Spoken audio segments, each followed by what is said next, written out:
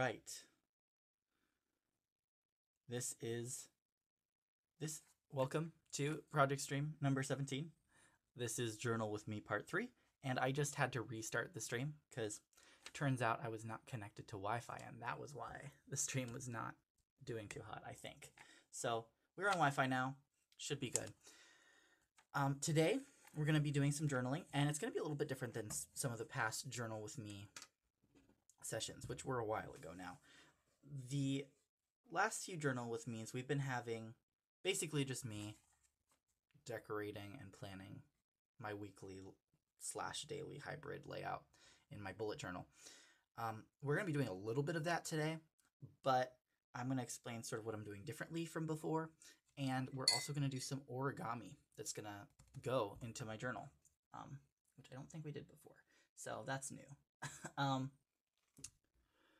So that is the plan today, but I'm going to start by explaining a little bit what these sort of pencil lines here are for and what's going to happen. So if you're new to my journal streams, what I tend to do is something that's like a weekly, daily hybrid layout in my bullet journal.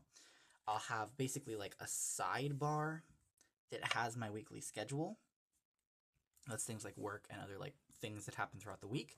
And then the sort of main section of my journal is the actual stuff that I write on the daily.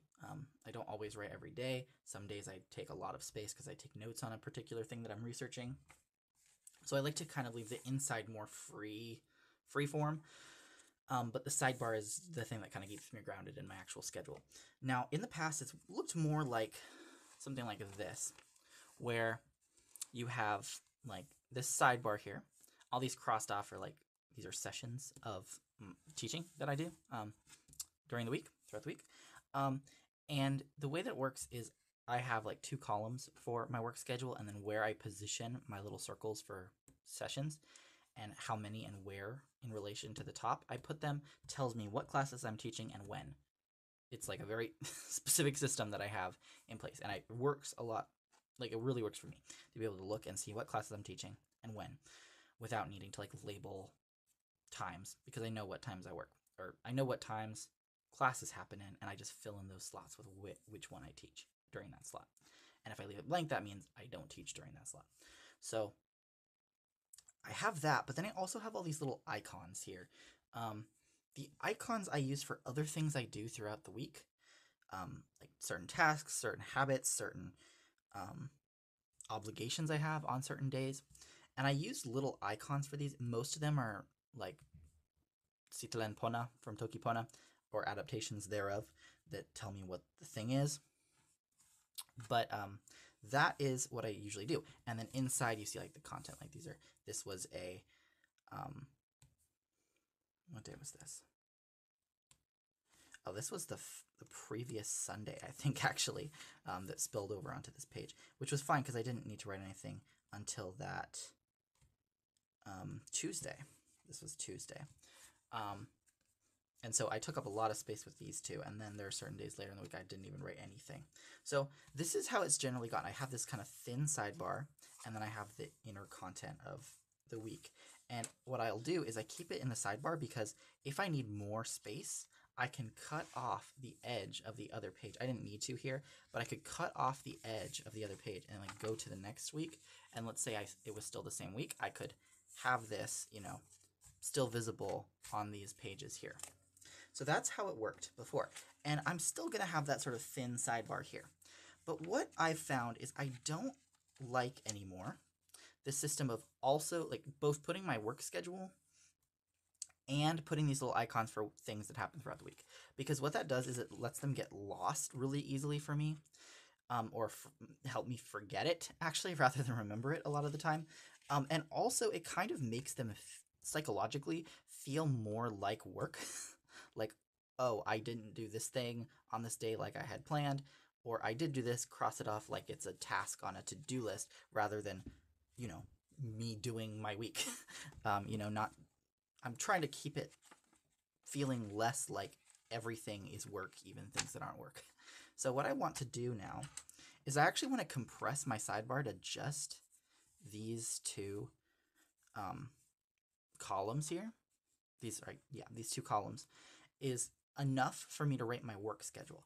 And then all this extra space, I'm going to actually, instead of using icons, I'm going to write out what I have planned to do those days and write it as if I'm just journaling what I'm doing that day rather than things to check off on a list. Now, if I don't do it, I can still mark that I didn't do it, just so that I don't go back and think I did something on a day I didn't. But I'm going to write them more like events that occur rather than tasks to complete, if that makes sense. So that's the first thing I'm doing. And what I've done, so I have this like 2 square width column, and then I have 4 just to give me space to write out, the things I'm going to write pretty small. And then what I have is this border, and I like to do interlace a lot, as you can see in my journal. I like to do a lot of interlace designs and stuff. So I plan on doing an interlace border here. I might or might not actually do that in stream today, depending on how much time I have. I've shown how I do interlace before, but I can go over the basics again if there are people in the stream who want to see me just kind of explain that one more time, how it works, or at least how my way of doing interlace really easily works. So that is going to be my sidebar. And then what I'm going to do is origami, and I'm going to explain what the origami is for. I want to have, I'm taking like notes on specific things I'm researching right now, and I want to have a place where I can like keep that, but also be able to take it out. But I don't just want like a loose piece of paper just chilling in my journal. I don't like that. I know some people are fine with that. I do have a pocket in the back, but I keep that for sort of more like long-term things I want to keep in here. For things I want to be actively using throughout the week, I want access to it on the page that is this week, but I don't want it to just be loose in here. So what I'm going to do is I'm going to make a pocket, like sort of like a container for the sheet that I'm going to use for notes. Now, I could just make like a, I guess like a little, what's the word? Pocket, like a simple pocket, which is usually just you sort of glue down or tape down 3 edges and the top edge is not glued, and then you can kind of put it in. I've done that before in journals, and I like to do it sometimes, but I don't want to do that because, well, partially I don't actually love to do it that much because where the edge of the glue is or the tape is on the side always bothers me. So there's that, and then also because of size, I want to put it like somewhere up here, I think, is where I want it to go. What I want to do is I'm going to make a box. I'm going to make a box, an origami box that closes down to contain what will be my notes paper that I'm going to be using throughout the week. So I'm going to show how I make an origami box and put it into my journal. But what I'm going to do is I'm going to just start by labeling my days of the week, and what I have up in the top corner here is I've basically counted it out. I have, so there's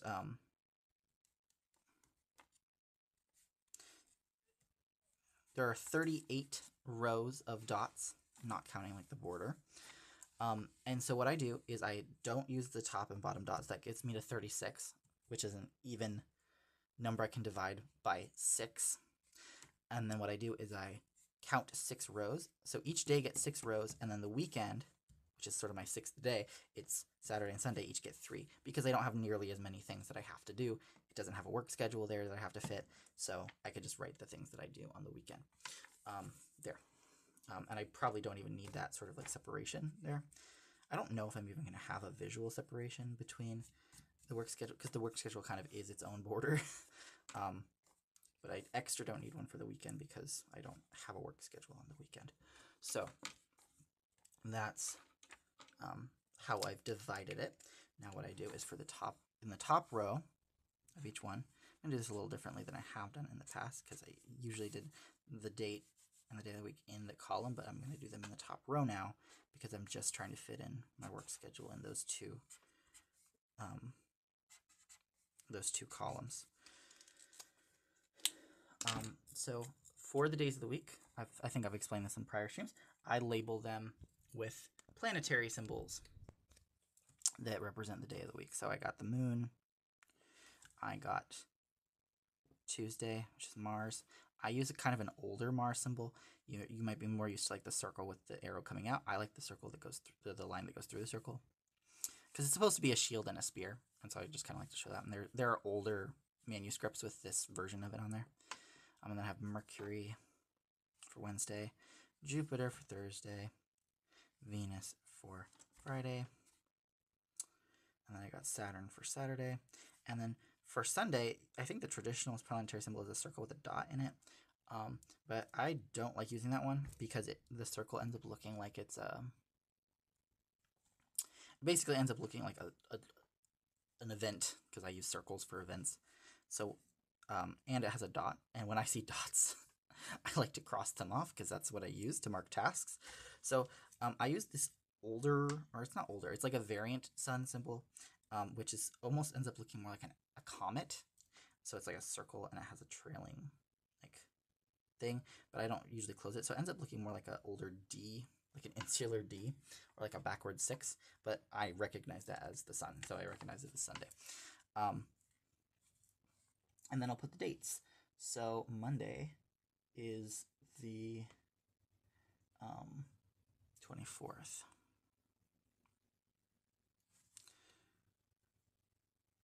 5, 26, 27, 28, 29, 30. Okay, so I've got them dated. That's the main thing I use my blue one for. And then I put a purple dot. And my color coding with my, oh wait, no, I don't need a purple dot there. Whoops, got overzealous there. My color coding with my highlighters, I think I've explained it before. It's based on the 4 elements, and I use purple for earth, and so work falls into the earth category for me. So I put that in purple, and I'm gonna fill in my actual work schedule later. You don't need to see me do that right now. And then typically what I do is I go throughout the week and do things I know are on those particular days. In like at the bottom, I usually leave like a blank column, or there's some space on the side for it. But because I'm just shoving my work schedule to the edge, that kind of stuff is going to go in the actual sort of like bigger space here, and it's going to be written out. I'm not going to do that right now. But I am going to put dots to remind myself that I'm going to do that later. And the dots are going to match with my color coding scheme. So this is on Tuesday. This is on Saturday. And then I have, on Wednesday I have a few things I have to do. And Monday.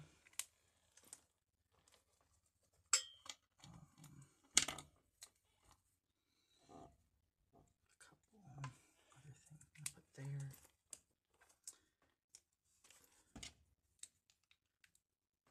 And then let's see.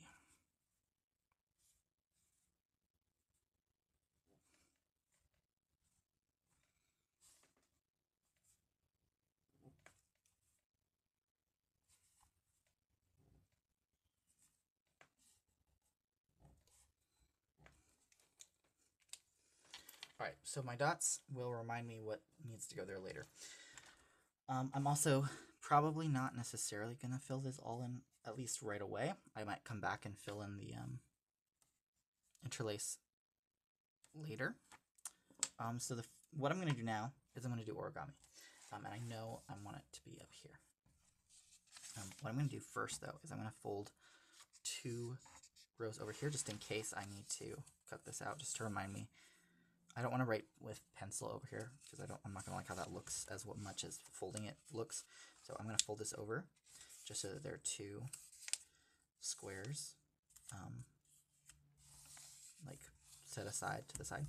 And then if I don't end up using this, I could just do a nice little interlace pattern over here, or put some kind of washi tape border or something. So that is my it's going to be my sidebar. Now, this will be, you know, the week sidebar. If I end up going to the next page, I'll see my work schedule.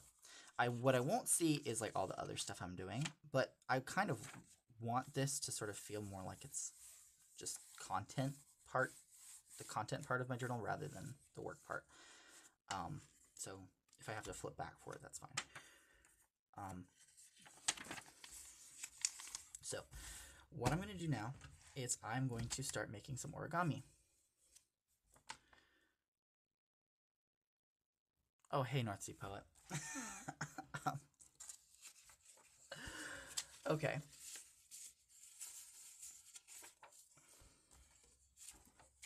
So for my pocket, I'm going to use, actually, I'm going to be doing 3 origami today. These are the 3 papers I'm going to be using. It is craft origami paper, and I'm going to use this blue one for my first origami that is going to contain my notes page that's going to go in my journal that I'm going to be able to take in and out. So I'm going to explain how I make an origami box. Oh, struggling to hear me at max. I am not far away from the mic. My mic is right in front of my face. This is an issue. So I have my phone propped up on a sort of like holder that lets it, you know, me film my journal setup. I don't know why I'm coming through quietly.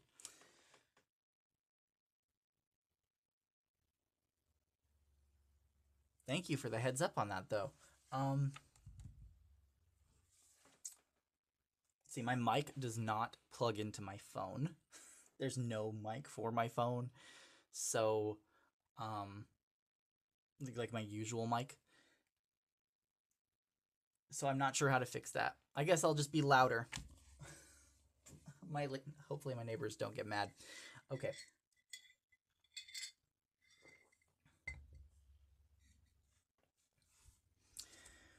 So, origami box. How am I going to do it? And I'm going to make a legitimate box, like it's going to be 3D. And how I make it fit in like a somewhat 2D-ish space, flat in my book, I will explain at the end. So we're going to start, though, with my box. So I'm going to be on the... oh, yeah, no, I want the color on the inside of the box. I want this color on the outside. I think it fits better with the vibe of my journal anyway. So I want the color on the inside, so I'm going to start on this side.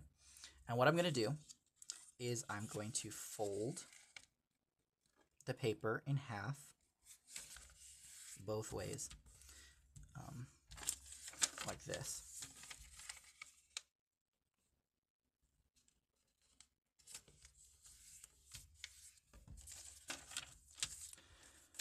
All right, hopefully that's visible. So what I've really just done is made some guidelines for myself, because what I want to do now is I want to fold the edges, the points on the corners, to the meeting point in the middle. And I want to do that on all 4 sides. There's a little gap here, but that's okay. It's going to be okay. It's not perfect, and it doesn't have to be perfect. It just needs to be functional.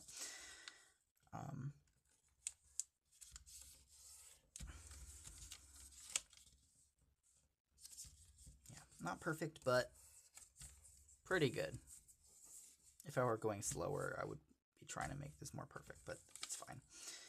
It's just a pocket for my book. It's not going to be a display origami or anything like that.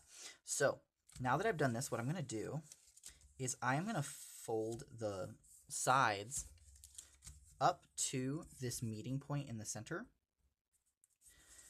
and crease on this, like sort of what's going to be like the halfway point between the edge and the middle point, and make sure I line it up with the edges so that it's straight. And now I'm going to do that on all 4 sides.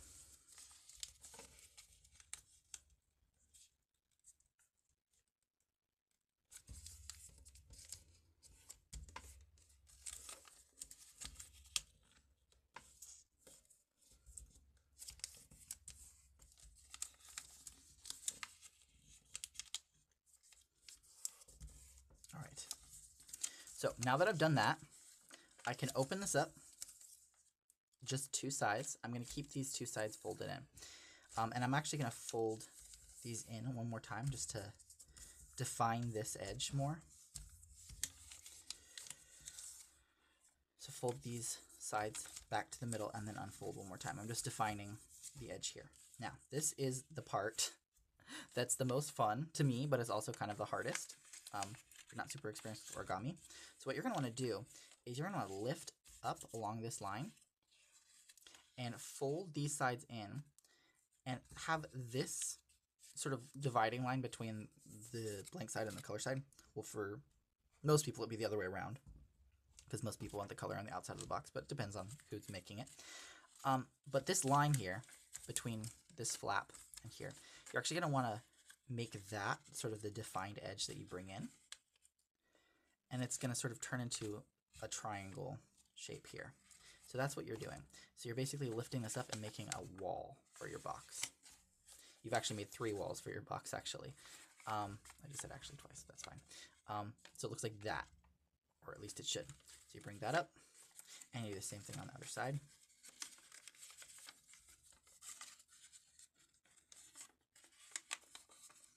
So now you brought those up. And now what you're going to do is you're going to want to fold.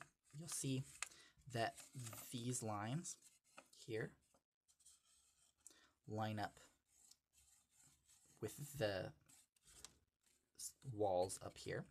And so that is where you're going to want to fold this flap down so that they line up like that. And you're going to want to do the same thing on this side.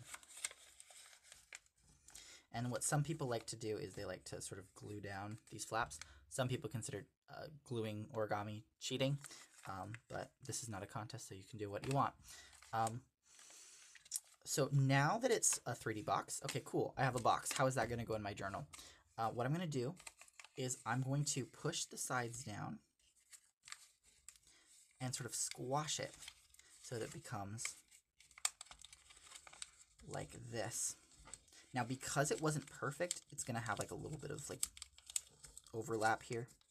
Tectonic plates pushing each other up. But yeah, now that is what it is like. So now it's flat adjacent and can go in my journal, and I can glue it in here, which is exactly what I wanted to do. Now I can kind of decide if I want it like this to open up vertically, or if I want it like this and open it up. Or I guess that was horizontally and this is vertically. I don't know what I'm describing as vertical or horizontal. And it opens up like this. But that is the idea. So I have a pouch now that can close. I think I liked it better like this. I don't know. Now I could also squash it down even further. I've actually done this before. If I open these up, I can make it like this, which is interesting.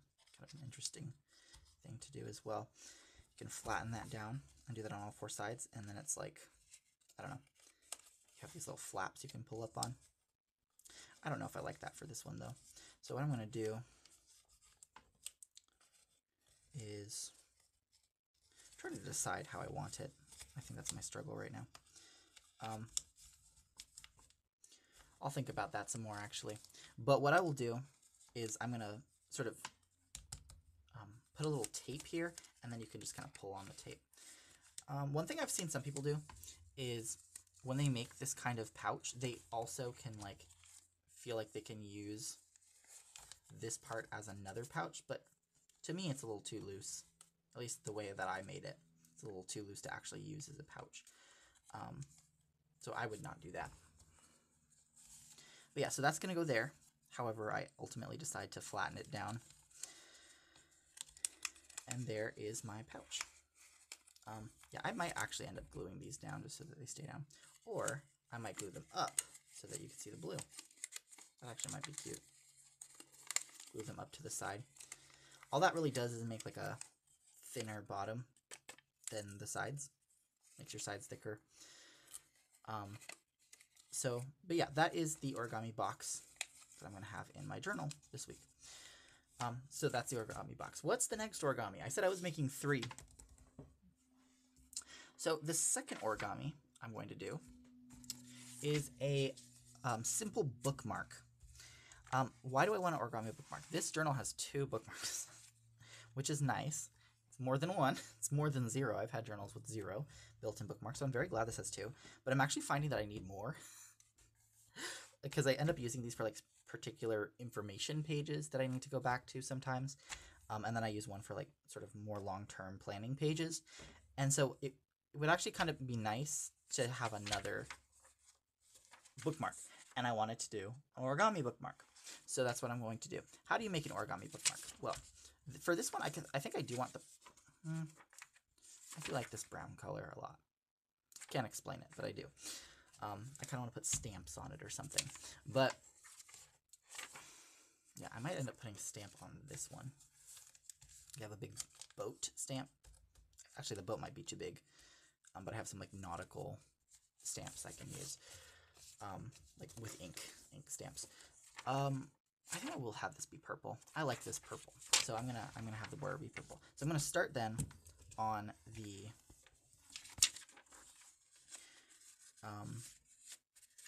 blank, what we call the blank side. Yeah, so we're gonna start kind of the same way we did last time, folding it in half both ways.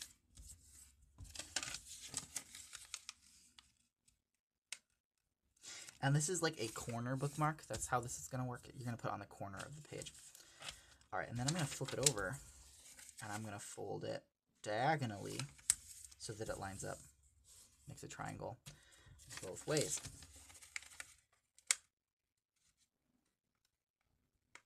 Now, this thing that I just did, the folding on one side in half squarely, or I guess rectangularly, and then diagonally on the other side. This is how you start a general sort of like squash fold, like bird base kind of thing. It looks like this.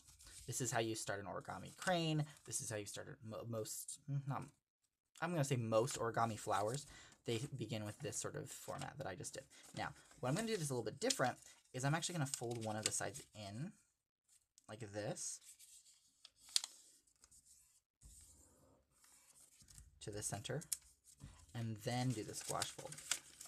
And what that does, you can see, is it makes it open like this. I can do that.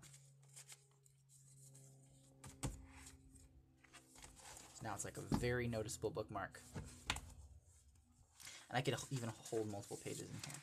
Now, the annoying thing is, look how open it is. So what I'm going to do is I'm also going to fold in the sides.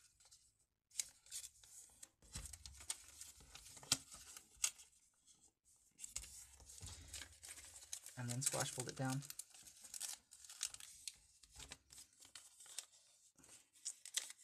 I'm going to open it up. And then what I can do is glue these sides down. Or I could even I could tape these together and have another page on the other side that I bookmark, but I don't really feel the need to do that. But then once these are glued down, this really puffs up the next page. Is what I'm noticing. Maybe I don't want to do that. This is me experimenting right now because I've made a few different kinds of corner bookmarks before, but I'm not quite sure what kind of one I want this time. Maybe I want a more intricate one.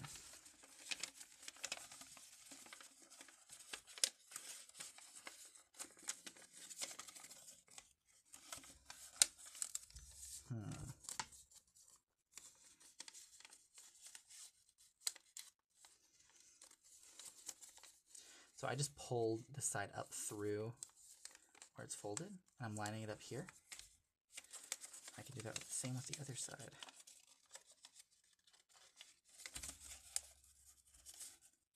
It's not lining up in the center though, is what I'm noticing.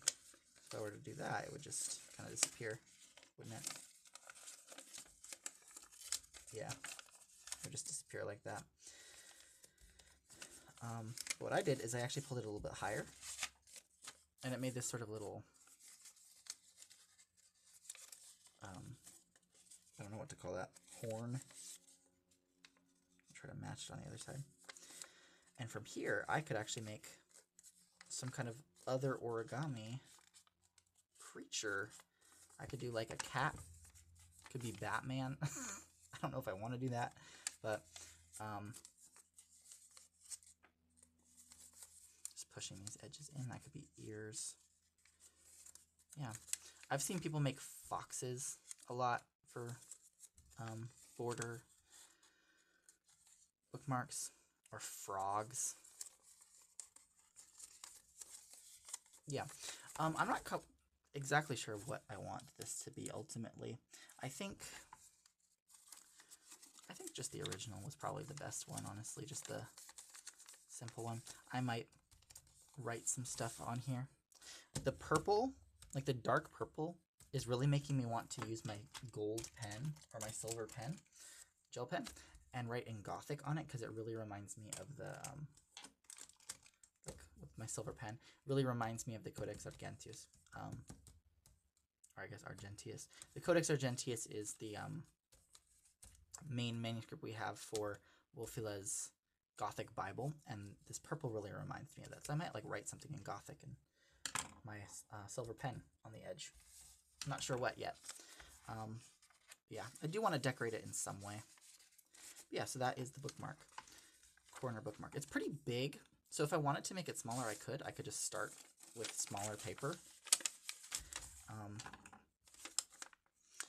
So I could just take another purple if I wanted to, or I could make it a quarter of the size and just use one of these squares as the bookmark.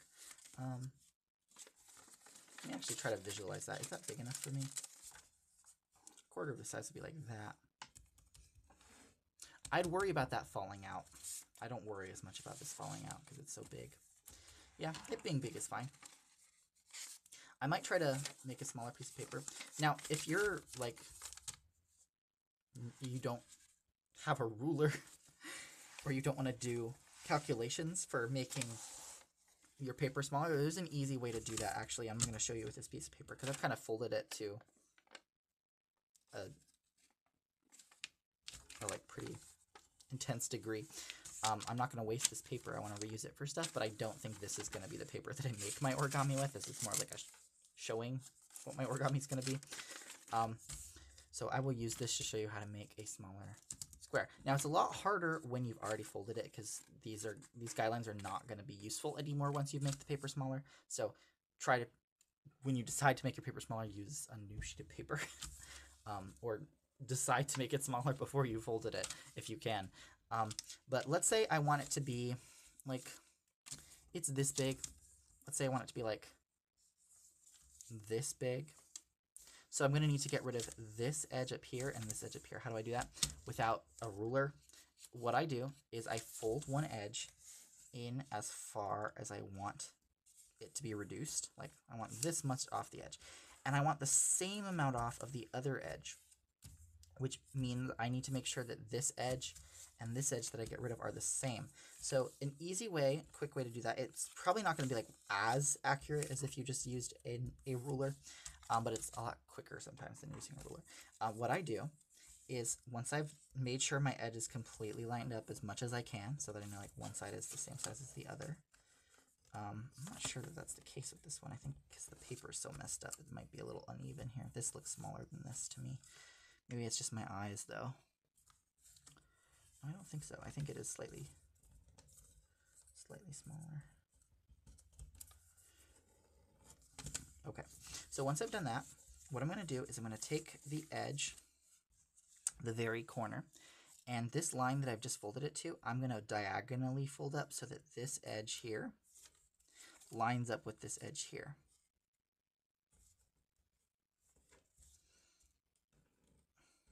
All right, because what I'm trying to do is I'm trying to make a square. Like, you know, squares have to have the same side on both sides. And this triangle is half of a square. So then what I can do is try to fold the paper to line up with this edge. Try to get it like right where it's meeting, not past where it's meeting, because that's what's going to make you end up not having it even. So it might end up bending the paper where you folded it a little bit, but that's because it's where the edge is. Okay, I'm going to fold it down. So now that I have a square, I can line up my fold with that square on this side.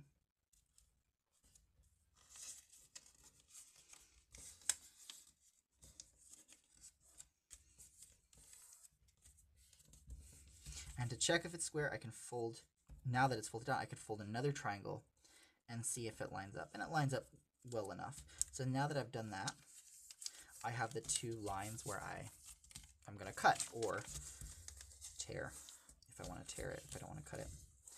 The best way to tear origami, if you're going to tear it, is make sure that your creases are really strong. Like really, you want it to be really, really creased.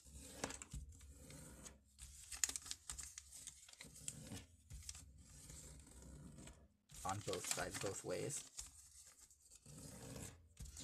So what that does is that really trains the paper to tear the way that you want it to, and then you can just kind of tear it. Now this will all depend on the paper too. Some paper is like less wanting to tear the way you want it to than others. This paper is actually pretty bad at tearing the way you want it to. One thing I found is actually somewhat dampening it actually helps a little bit.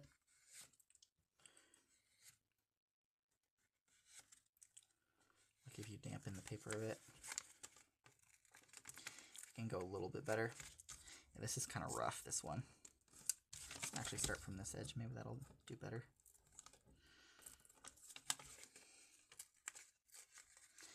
That's tearing a bit better.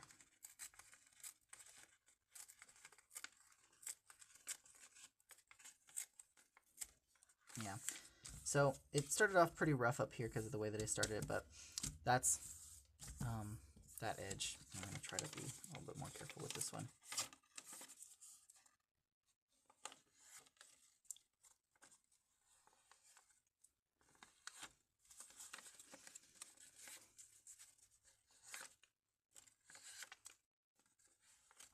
Okay, I'll start tearing.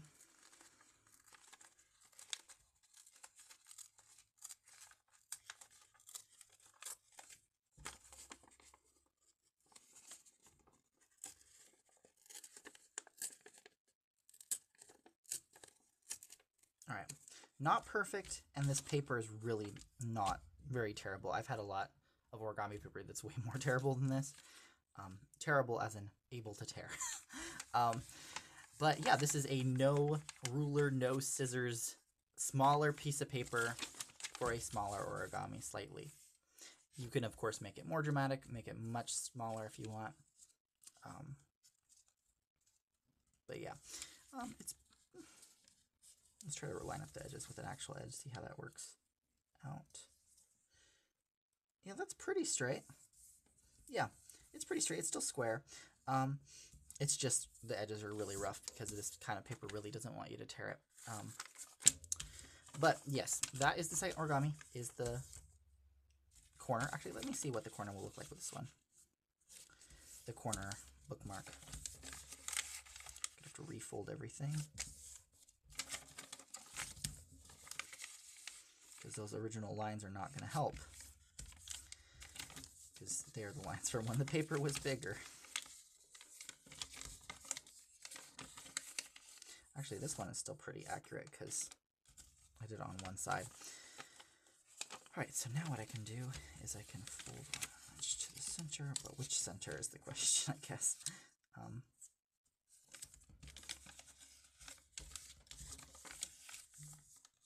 So it's this one.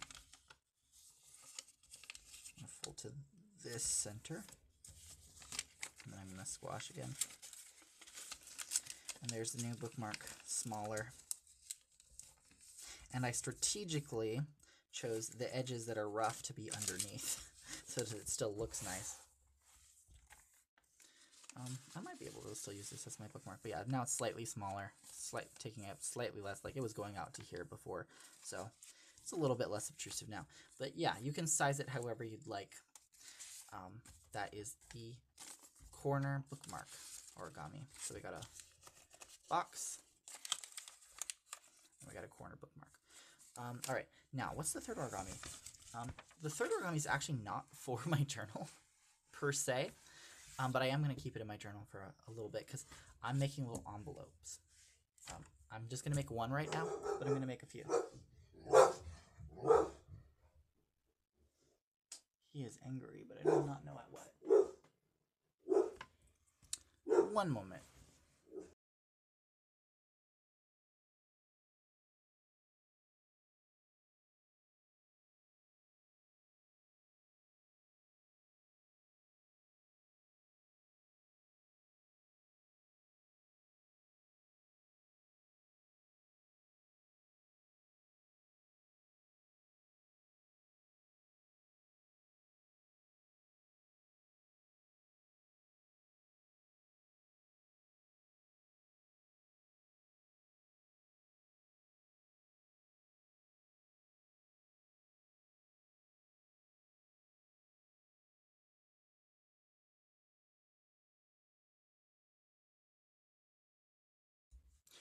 All right, thank you for your patience.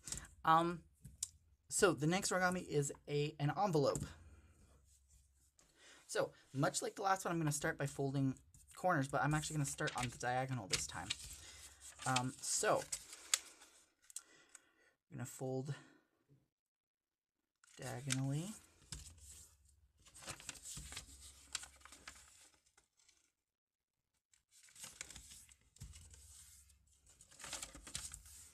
Okay, that's step one. Step two is we're going to fold these to the center, the sides.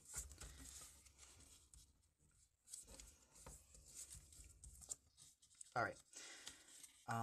So next step is folding this one down. Wait, no, we're not folding that down yet. The next step is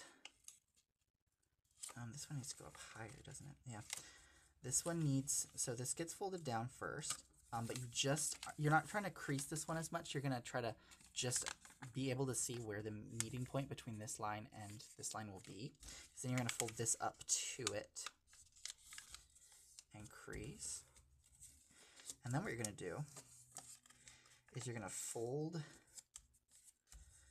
these sides in to line up this edge, to line up with the bottom here where you just folded up.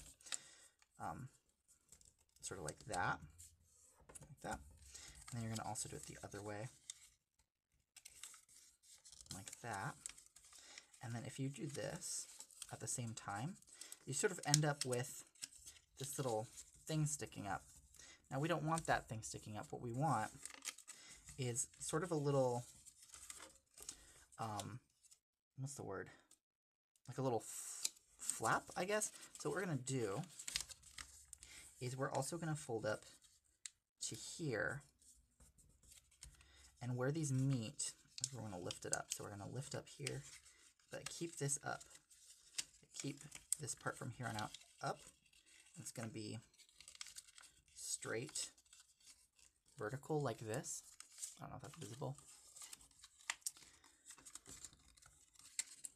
But you're going to keep doing that. It's going to go like this, and you can fold that down flat if you want to now. And we can kind of make it sharper if we want, but we don't have to. This is entirely optional because this is all going to go inside. But what we can do now, I like to keep it more open. What we can do now is then we can fold this up, but it folds into here. And it sort of keeps it secure. That flap kind of holds it together a little bit without glue.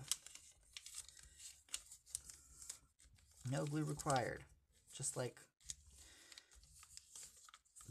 people who are very intense about origami like. No glue. All right.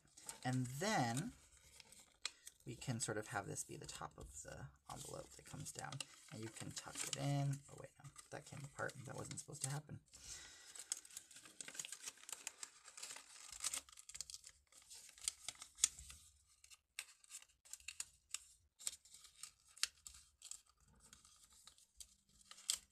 I have a feeling my dog's about to bark again. All right, there's the envelope. I was not super precise when I was folding this, so it's a little wonky right now. But for the actual ones I'm going to make, I'm going to be a little bit more careful with how I make them. But I like to make these little envelopes. and put little notes in them. That's what I'm going to do. I'm going to make little notes. So that is my third origami for this week.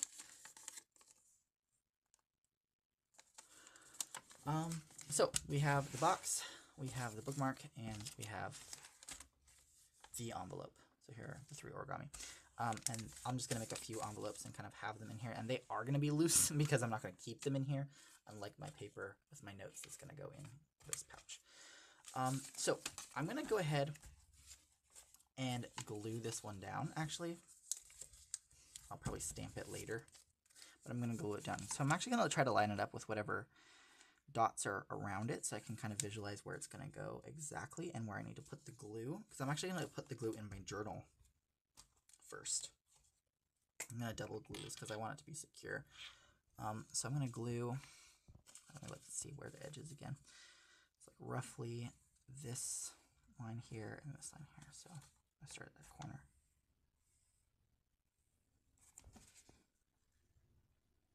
This one? No, I didn't. Yeah. All right. So I'm gluing that down, and then I'm going to glue the back as well of the box, the bottom of the box, I guess, is what it really is. And I'm going to glue that down thusly and try to center it. I'm going to close the book, try to get it under some pressure, and there we go. There's my box. I'm going to let that dry for a bit before I try stamping it or doing anything fancy with the edges. I think I might make attach a little string to pull it open. That might be cute. Yeah, so that's the first thing. The border bookmark, I'm going to use a different purple one and make a smaller one. I think maybe even smaller than this. The more I think about it, the smaller I think I can get away with it being. So I'm going to make a smaller one, purple one, and then I'll make more envelopes on my own time later. I just wanted to show you how I do those, because origami was promised in this stream. So, but yeah, that's my origami, and I can, close the page. The longer it's in there, the more folded down it is, the easier it's going to be to just, close the page on it. Especially if I put washi tape on it and use washi tape to open it up. I think I might do that, actually. So yeah, there is my pouch. Now I'm going to go back over here, and like I suggested I might end up doing, I'm going to do some of the knots, and I'm going to re-explain how I do that for people who are here for the first time. So I'm zooming in, and what you'll see are, I'm going to make it brighter over here.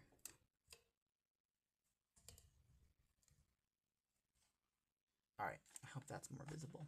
Okay, so what you'll see, actually, I might need to zoom in even more to make it super visible. Okay, so what I've done is I've not been super precise about it because it's just pencil and it's going to get erased anyway.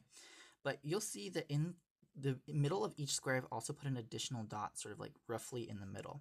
So what you're going to want to do if you're going to use this method of making knots is you're going to want a grid with dots inside of the grid.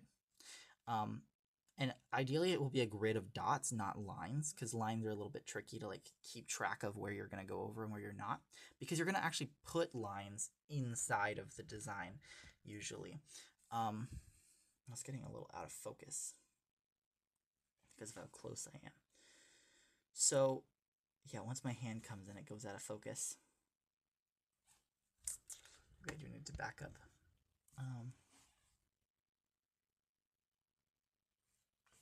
So I hope that's still visible. What I'm going to do is I'm going to put what I call obstructions in the path of the knot, and they can be horizontal connecting dots, vertical connecting dots. That's kind of it, because a diagonal is where that's actually going to be the path of the knot. It's going to be moving diagonally. So I'm going to put obstructions. If I just completely block it, that's just going to be the end of the knot, and there's going to be a new knot under there. I'm not going to do that. And I kind of had the knot extend over just in one row over the top and bottom of my sidebar here, but it's 2 width here. And 2 width, you're going to have, like, the width of your knot is going to sort of determine what kind of designs you can do. With a 2 width, it's limited, but it's not as limited as just 1. With 1, the only thing you could do to obstruct without just making a new knot is just widen the gap between where the dots are, which is I'm going to do that here and here, I think. I'm going to do the same thing at the bottom too. I want it kind of mirrored a bit here and here. I did that at the bottom as well. But when you have 2, what you can do, there's a few things you could do. You can sort of split the sort of interlocking pattern into 2 interlocking patterns like this. Split it in half, so there's going to be 2, kind of like 2 legs. And I'm going to do that at the top and at the bottom. And I'm going to skip 2 dots. And I'm going to do that for 2 rows. And I'm going to skip 3 dots and then do that for 3 rows. And this is not something you have to do. This is just how I'm choosing to do my design here. And you'll see what that looks like at the end. Now you can also, with 2, you're gonna be able to have 2 center dots that are next to each other that connecting won't end up crossing, like completely ending the line.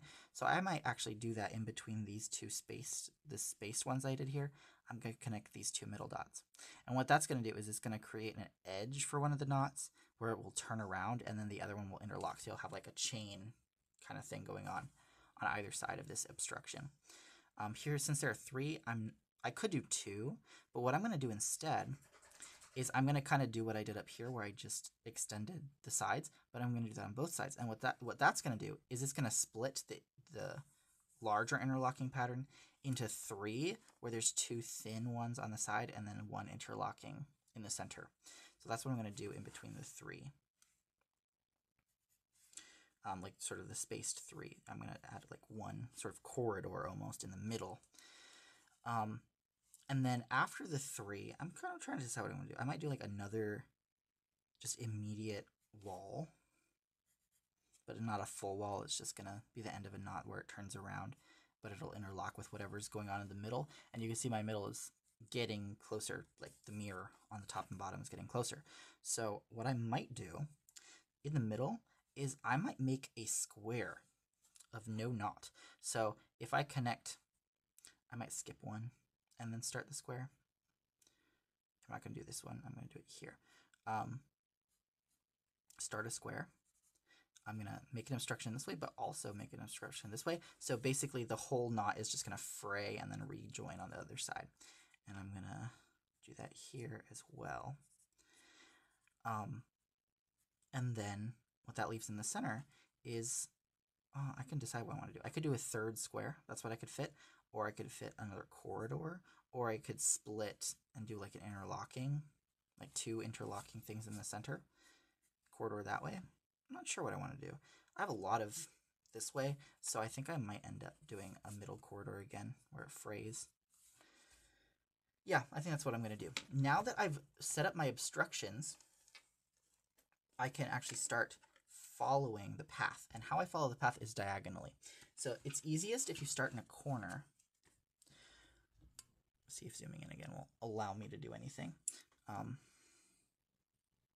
right, and I'm going to do this with pen because I'm not going to make it super intricate like this one was, where it's got a border and stuff. I'm just going to use my black pen, I think. Just kind of a minimalist. If you can call it minimalist if you're doing an interlaced design. But sort of just a single line, and I'm going to maybe put, like I did here, I'm going to put maybe some highlighter over it for color. So I'm going to start in a corner. And because it's a single row, the corner is going to be this whole end rather than just a bottom corner. Like over here, if I started the corner over here, it's very faint, but there's a dot here in the middle of this square. And then this is like an edge. I could start over here. Doesn't really make much of a difference. But what I would do, everything's going to go over and under like if you're making a lattice, like an apple pie kind of thing. So you're gonna start. I like to start with the corner being the one that goes over. So I leave a blank space here, but I go over here. And when I hit an obstruction, I turn 90 degrees. So if it's going this way, I'm then going to ricochet off and go this way. So, but I won't go over this. This is where something else is going to come through. I'll go ahead and do that actually in this corner. So I'm going to start here, and I can decide if I want my corners rounded or like to a point. I want this to be to a point, so I'm going to point it kind of slightly, and then I'm going to go over here, and then I'm going to turn when I hit this obstruction, and then I'm not going to draw anything here because there's going to be a line that comes through here and goes over it. So I'll skip. But then I'm going to turn, this wall is another obstruction, so I'm going to turn 90 degrees and go over here. And we have another obstruction, so I'm going to turn. And then again, I'm going to skip because I just went over here. So everything gets a turn going over and a turn going under. So over, it's going to go under, then over, let's go under. And then this is another wall over here. So I'm going to turn, go over, and then turn again because this is that same wall. I'm going to go under. So skip, and I'm going to go over. Now, I'm being sort of like dragged or like slided to go longer than I normally would. Normally I would turn here and go up, but because of this obstruction, the sort of twist is getting elongated. That's all that's really happening. So I turn. Now this is not elongated. I hit here, and then the obstruction starts here. Actually, that's just not drawn very accurately. The dot connects from here to here. So not an obstruction, so I turn 90 degrees, but then again I get dragged along. And then 90 degrees, but this is the corner, so I can sharpen it, and I can actually sharpen this side too, because this is another corner, turning it around. I'm gonna turn, go over, and this gets elongated as well.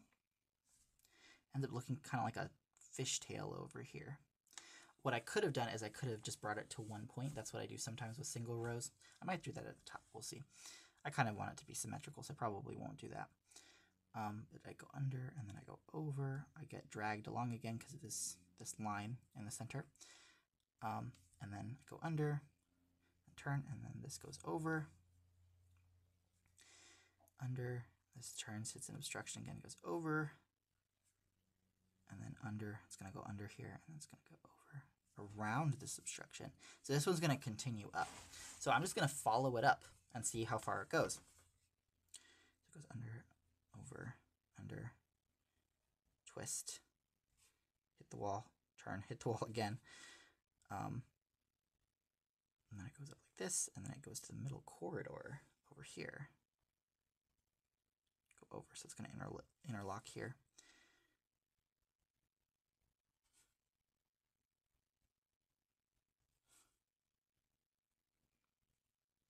Oh, and it goes around this too. This is going to be a long one.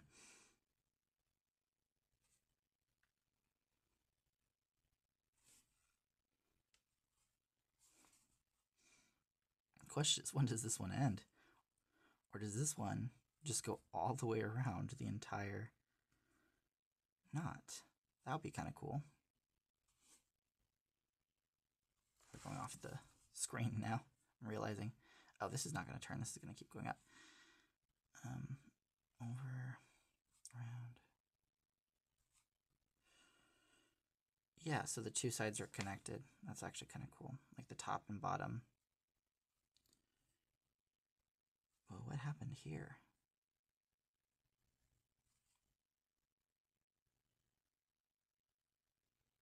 Oh, I did my obstructions differently up here. I just realized. I didn't leave a space in the middle that's not obstructed. I left the side obstructed. So this just goes over both edges. It's just very long. And then we get to the corner. So it's not perfectly symmetrical. Okay.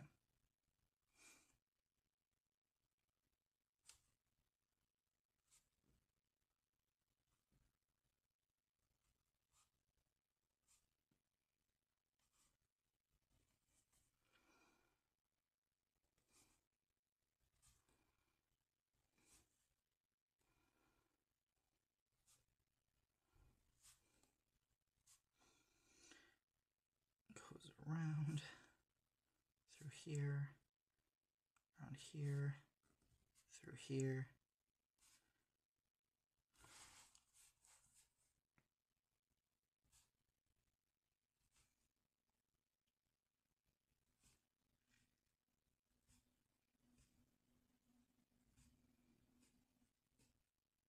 Okay, we've come full circle. So this is all one knot, all of this, but it doesn't fill out the entire space. We see some blanks here. So what this means is we have like one sort of underlying a rope below everything, and then we have a few things sort of to hide into it in the center. I think we're gonna have three because there's these three chunks here. I think we're gonna have three. So what I'm probably going to do is I'm going to use one highlighter color for all of this, and then the other two circles will be other highlighter colors. I could also use my blue pen. I think I might actually do that for the center one, so I'm going to do the center. And I can see where the center starts here, because I know it's going to turn around there. So I'm going to start at this edge here. I'm going to go like this. Use my blue pen. Go over. Oh, it's just a little ring. It's just a little ring. That's it. Okay. And we have just another little ring over here. That's what it looks like, yeah. So my little rings will be blue. And then this is going to be another ring. Just a kind of thicker ring. Yeah, I'll do my rings in blue. That's fun. My center rings. Cool. 3 rings in the center tying these knots together. And then go back to black for these bigger ones. So yeah, it's going to be these 2 bands here.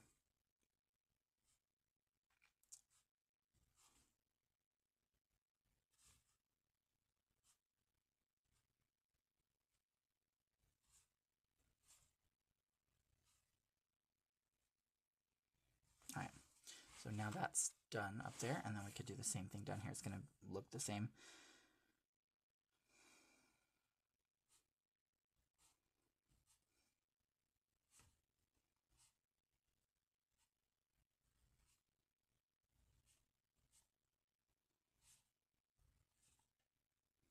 All right, so that's filled out, and now I'm going to wait for it to dry a little bit. I'm probably going to go over some of these lines to make the thickness match, because you can see it's thicker in some places, thinner in others, so I'm going to go over it.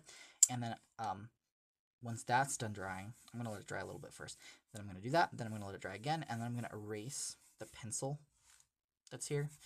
And then I'll probably put a highlighter over it just to give it some color, or I might leave it. We'll see. But yeah, then you erase the pencil marks just so that you don't see all those dots and lines. So then it looks like a beautiful knot. Come out something more like this, or this over here. Yeah, since it's just like a thin band. So that is my sort of border around my sort of weekly stuff. So I have my week schedule and things I'm doing throughout the week, and then in the actual body of the journal, I can journal, you know, write about stuff in the interior. Then over here, I'm kind of have more space to write about stuff, but I also have this pouch with my note paper that's going to go inside. I'm just going to fold it up. I'm going to fold up my note paper and put it in here in this little square. That'll be great. I'm trying to decide, do I want to fold the blue open? I kind of do. I kind of do want to just like glue the blue up so you can see the blue when you open it. I'm going to do that. Handy dandy glue stick.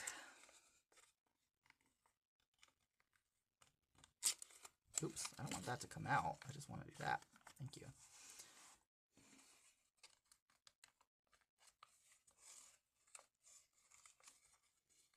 There's that.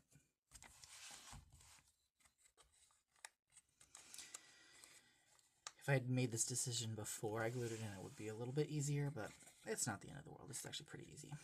All right, now it's blue when you open it. So I like it because I like sort of just like the tan brown color. I'm gonna put a stamp on it, and then, but then when you open it, there's color inside, especially when you take the paper that's gonna be in here out. Yeah. All right, that's nice. I wonder if I want to make a second pouch even. Who knows? Not me. Not yet, at least. So, this is this week.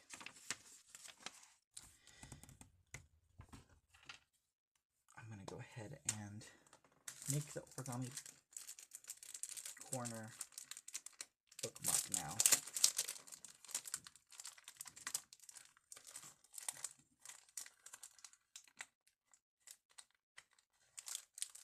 I think I have decided to do a quarter of the size that I did before.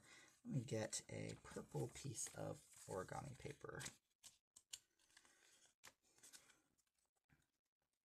In the chat, what should I put in Gothic on my bookmark? What should I write in Gothic?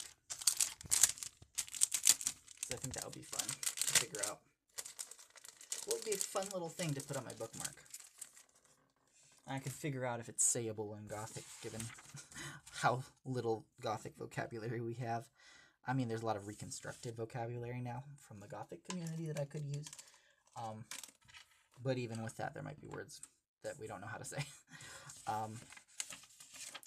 Yeah, suggestions are open for what I should put on my bookmark.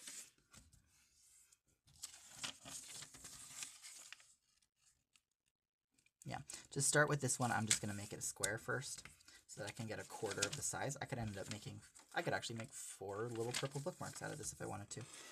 And that's something I actually am considering doing now. Just with how many bookmarks I seem to need all of a sudden.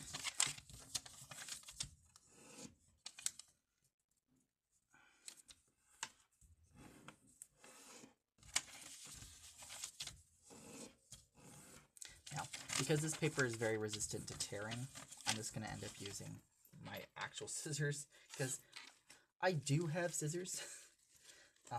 The sort of instructions I was given before is if you don't have scissors but still need to cut the paper.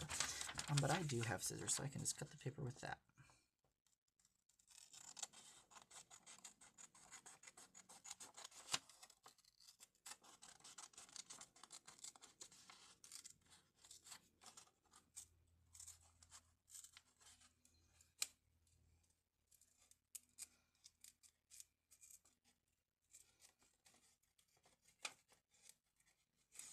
Oh, this paper's really not wanting me to cut it, huh? That went weird over here. This is lined up as I possibly can.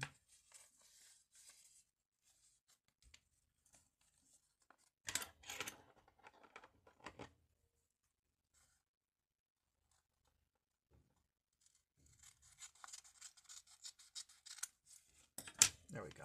I have 4 little purple pieces of paper. Oh, and these scissors,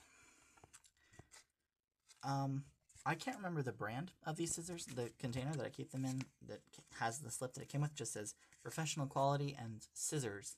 So I do not remember the brand, but it's very cool. It has like this sort of bird motif engraved in it. Reminds me of the scissors in Over the Garden Wall that Adelaide the pastor has to snip the wings off of Beatrice. It reminds me of those scissors. But yeah, I really like these scissors, and they're small, and I just keep them in my pencil bag. Good for little paper tasks like I typically do. All right, now I'm going to make the bookmark.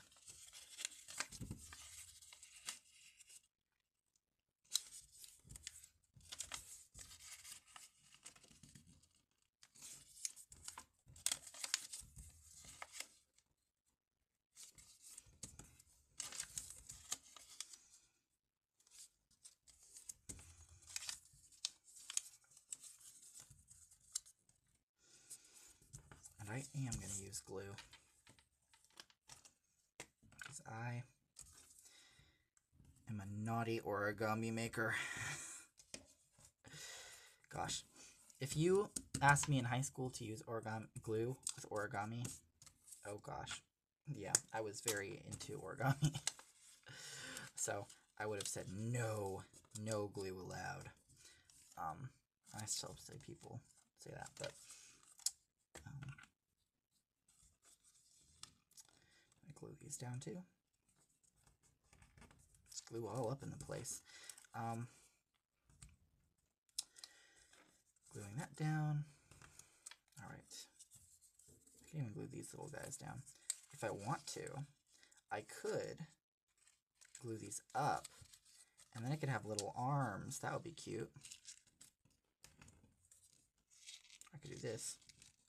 It's also an option. It's kind of cute too, honestly.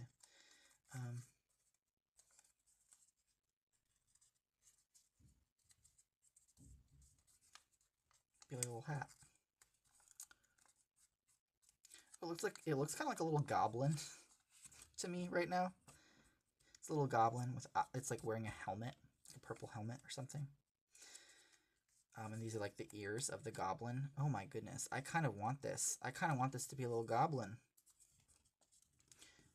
Let's do it. Let's do it. Let's do it. I'm gonna glue this down too. I'm gluing things. Why not?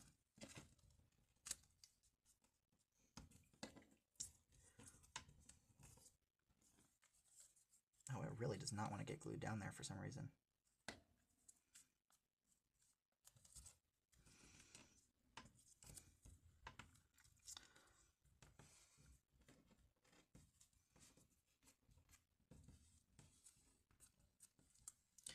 It's like a little goblin. That's really cute. I don't know if you see it. It doesn't have a mouth right now, but like got like eyes and like little ears and then a little helmet. My goodness. Look at little eyes. I feel like I might have googly eyes somewhere, believe it or not. Don't know where they are. Actually, I think I do know where they are. Bear with me one moment. I am going to get googly eyes for this guy.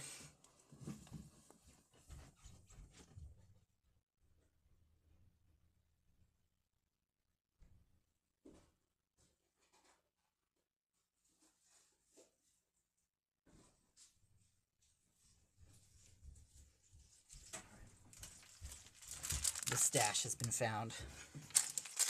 We've got googly eyes.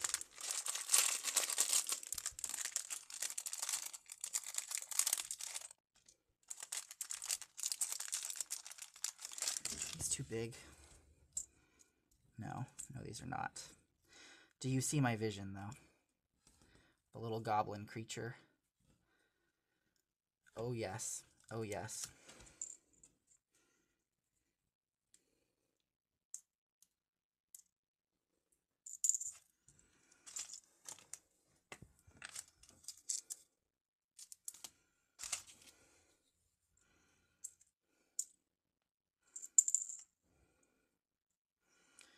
I don't know if this glue is going to do the trick, but it's worth a try.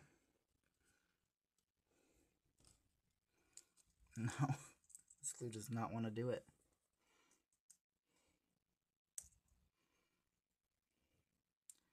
I don't think it has a like sticker adhesive or anything like that. Dang it. Yeah, the glue is not going to work. This glue is not the right grade of glue for this task, I think. It's not going to stay. That's a bummer. I don't know if I don't have tape. I have washi tape, but that's not going to cut it. I'm out of super glue. So that is also not going to be an option right now. Okay. I am like determined to get these googly eyes on here now.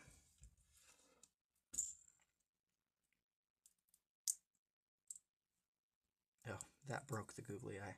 Okay. I think I have more. Okay. What I can do is I could draw eyes on it for now, and then if I can find or get some more glue, I'll glue the eyes on. Let's see. Where's my white pen?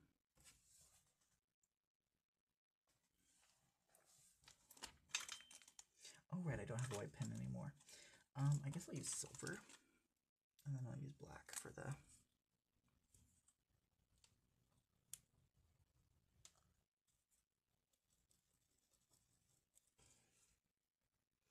Ooh, that's creepy.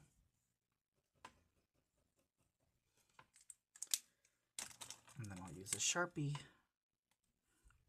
for the dots. There we go. For now, that's going to do.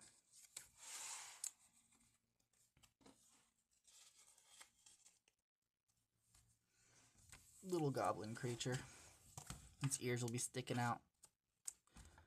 Really help me flip to the page easily. Oh, that is so cute. But with the googly eyes, it would be so much cuter, for real. Do you see? Again, do you see my vision? Isn't that adorable? That is what I want now. All right, that's my new goal. But yes, so there's my little bookmark. No. All right, I'll figure out the glue situation for the bookmark later. I'll probably show you next time I do a stream. But yes, that is it for today. We're like 9 minutes early ending, but I did what I wanted to do. I have my new sidebar sort of layout. I have a border. I have a pouch for my note cards that I'm going to put in here, or my note card, I guess, singular, that I'm going to be using throughout the week for my research. And then I have space to write about stuff.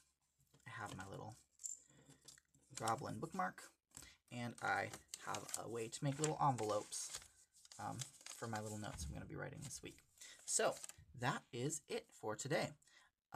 So thank you for tuning into this journal stream. Sorry for the interruptions that we had.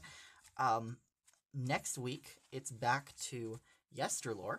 We are going to do part 2 of the Frank's casket. We're going to finish looking at that. We're going to look at the sides and the top, the lid of the Frank's casket.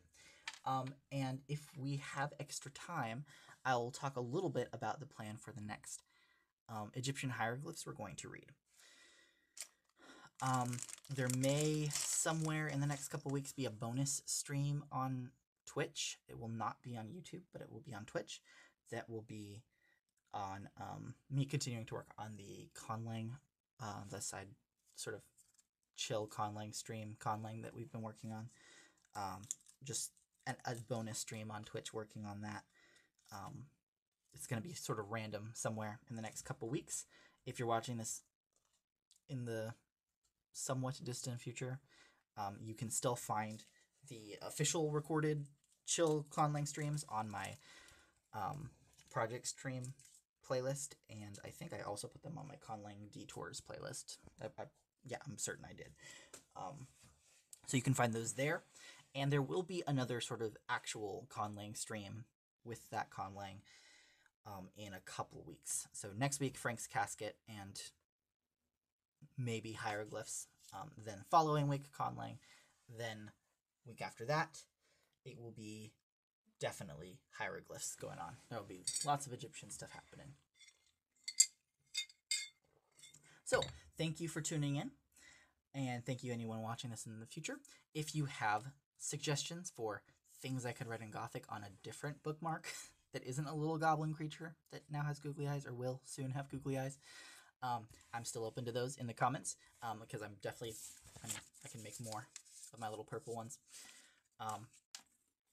If you have questions about how I do certain things in my journal, or suggestions for things I can try in my bullet journal, definitely I'm open to those. And if you have suggestions for things to read, in addition to the Egyptian stuff that we're doing in the Frank's casket and other stuff I have planned, I'm open to hearing those in the comments as well on YouTube. The final thing I'm going to say is you can still find the link to my Patreon and coffee, or not coffee, buy me a coffee. There we go. That's what it's called. In the description, and on Twitch and on YouTube. You can find the links to that and to my website there. All right, that is all for now. I hope to see you guys next time. Thank you, and have a good rest of whatever time zone you're in. Farewell.